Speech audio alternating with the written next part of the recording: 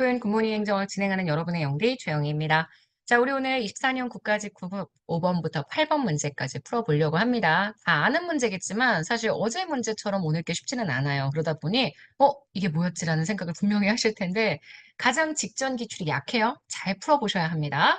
자, 연기준 예산제도에 대한 설명으로 옳지 않은 것, 연기준 예산은 제로 베이스. 그러니까 원점을 기준으로 하는 예산이죠. 기존 사업과 새로운 사업을 구분하지 않고 사업의 목적, 방법, 자원에 대해서 완전히 근본적으로 재평가합니다. 이걸 통해 예산을 편성하는 제도고요. 우리나라도 실제 연기준 예산 제도를 적용한 경험이 있습니다. 몇 년도인지 보는 게 별로 중요하지 않고요. 일단 미국의 예산 제도 개혁들은 다 우리나라에 순차적으로 실제 도입이 되어서 사용되었었기 때문에 우리나라는 미국 예산 제도에 대한 내용들을 도입한 경험이 있다. 이 정도로 생각해 주시면 될 것 같고요. 예산 편성의 기본 단위는 의사결정 단위입니다. 그래서 조직의 주로 하급자 또는 그들이 진행하는 사업 이런 것들이 예산 편성의 기본적인 단위가 됩니다. 그러다 보니 집권화되어 있는 관리 체계가 아니죠. PPBS에 비해서 GBB가 공권화되어 있는 관리 체계를 가지게 되고요. 실제 조직의 하급자들이 직접 예산 편성 과정에 참여하기 때문에 다수의 실질적인 관리자들이 예산 편성과 집행에 참여한다. 이렇게 보셔야 합니다. 그래서 5번 문제의 정답은 4번이에요. 실제 5번은 아주 어려운 문제는 아니었는데요. 이 예산제도 자체를 잘 모르시는 분들은 5번 문제 그냥 느낌으로 푸시는 경우들이 있더라고요. 예산제도는 흐름 정확하게 보시면서 파악해 주셔야 합니다. 아시죠? 자, 6번입니다. 정책 참여자에 대한 설명으로 옳지 않은 것. 시민단체는 비공식적 참여자입니다. 맞죠? 공식적 참여자는 국가기관, 비공식적 참여는 국가기관 아닌 애들이에요. 시민들의 여론을 동원해서 정책 의제 설정, 정책의 대안 제시, 정부의 집행활동 감시, 정책 과정 전반에 영향을 미치고요. 2번, 정당은 공식적인 참여자입니다. 대중의 여론을 형성하고 일반 국민에게 정책 관련된 주요 정보를 전달하는 역할을 통해 정책 과정에 영향을 미친다. 자, 이건 맞죠. 근데 제가 항상 조심하라고 했던 게 정당, 비공식적 참여자. 정당 출신의 공직자가 있습니다. 하지만 그게 정당의 공식적인 참여자라는 걸 의미하는 건 아니에요. 그래서 2번, 요건 X. 3번입니다. 사법부는 공식적인 참여자, 국가기구니까요. 정책에 관련된 법적 쟁송이 발생하면 그 정책의 타당성에 대한 판결을 통해 영향을 미치게 됩니다. 3번 맞는 선지고요. 4번 이익 집단은 비공식적인 참여자입니다. 특정 이해관계를 공유하고 있는 사람들의 모임이고요. 구성원들의 이익을 실현하기 위해 정부에 압력을 가해 이를 통해 정책에 영향력을 미칩니다. 자, 문제의 정답이 되는 건 그래서 2번 되는 거 볼 수 있습니다. 자, 7번 문제 갈게요. 국고채무 부담행위 다들 너무 어려우셨던 문제입니다. 국고채무 부담행위는 말 그대로 국가가 지불 의무가 나타날 수 있는 계약 등을 체결하는 행위입니다.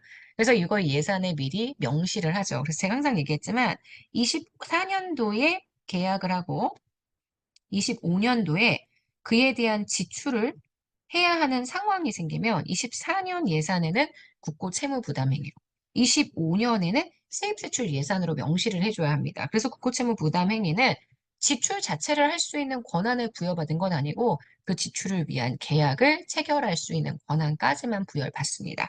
실제 지출이 일어나는 해에 세입세출 예산에 다시 집어넣어서요. 이때 예산안에 편성을 또 해줘야 되죠. 그래서 사항마다 필요한 이유를 명백하게 해야 하고 그 행위를 하게 되는 연도, 그리고 상환 연도, 그래서 채무를 얼마나 부담해야지 금액. 그러니까 행위를 24년도에 하고 상환은 25년도에 하고 금액은 얼마인지 이런 것들을 명시해야 한다고 얘기하는 거고요. 국가가 금전급부 의무를 부담하는 행위죠. 그러니까 결과적으로 계약을 체결해서 지불 의무가 생긴다라면 그것도 일종의 빚이 됩니다.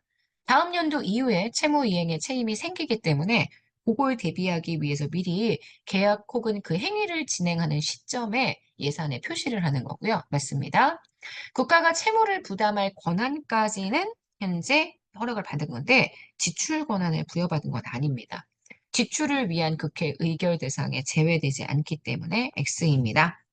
단년도 예산의 원칙 예외죠. 계속비도 마찬가지고 국고채무 부담행위도 지금 당장 지출을 하지 않을 텐데 이거에 대한 국고채무 부담행위를 먼저 진행을 한다면 단년도 예산의 원칙의 예외는 맞습니다. 하지만 공사비, 제조, 연구개발 사업 대상이 한정되어 있다는 점이 오히려 계속비의 특징이고요. 국고채무 부담 행위는 대상이 한정되지 않다라는 것들이 지금 차이점으로 나타나기 때문에 계속비와 국고채무 부담 행위 두 가지를 바꾸어서 생각해 주시면 될 것 같습니다. 리을 X예요.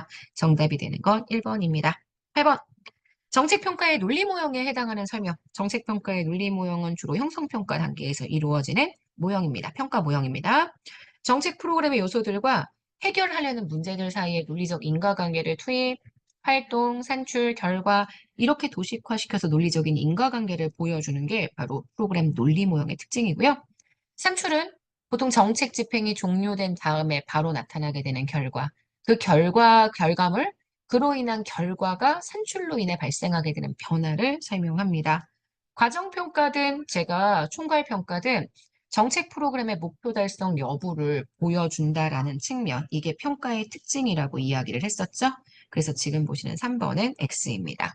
4번, 정책 풀원과 관련된 다양한 이해관계자들의 이해도를 높일 수 있다는 게 특징이 됩니다. 자, 여기까지 해서 8번까지 정리를 하면 24년 국가직 국어문제 전체를 다 풀어보게 됩니다. 아니, 8번까지 내용을 풀게 됩니다.